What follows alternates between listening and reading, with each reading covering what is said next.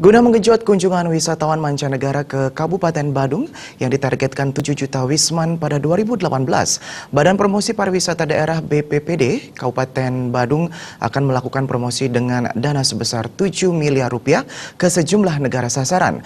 Demikian diungkapkan Ketua BPD Badung I Gusti Ngurah Rai Suryawijaya. Lebih lanjut, Gusti Ngurah Suryawijaya mengatakan membuktikan pariwisata Bali tetap aman dan nyaman.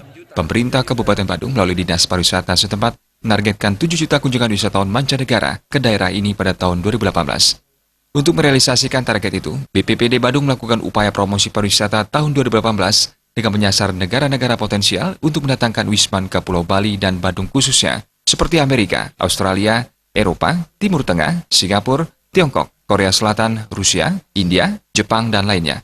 Hal ini dilakukan dengan melibatkan semua pemangku kepentingan seperti Asosiasi Industri Pariwisata guna merealisasikan target ini.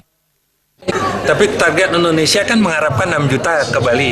Tapi Bali sendiri punya target, khususnya di Badung ini 5,6 juta. Jadi sudah hampir tercapai. Karena kehilangan kita ini kan momennya sebetulnya dari September, Oktober, November, dan Desember. Kalau misalnya ini tidak terjadi, kita sudah melampaui target. Sudah bisa 6,5 juta harusnya. Dan tahun depan target kita 7 juta. Kerja 7 juta ke Bali, jadi 17 juta ke Indonesia. 12 program untuk 2018 sudah didanai oleh pemerintah Kabupaten Badung. Berapa Pak? Dananya hampir 7 miliar ya.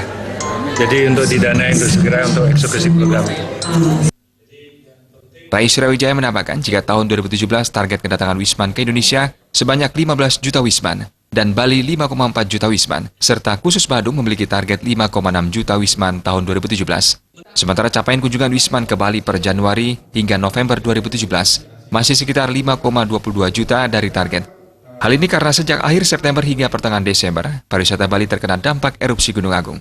Diakui wisman yang paling banyak di Badung adalah wisman asal Tiongkok, Australia, disusul Eropa. Indra Wijaya, Bali TV.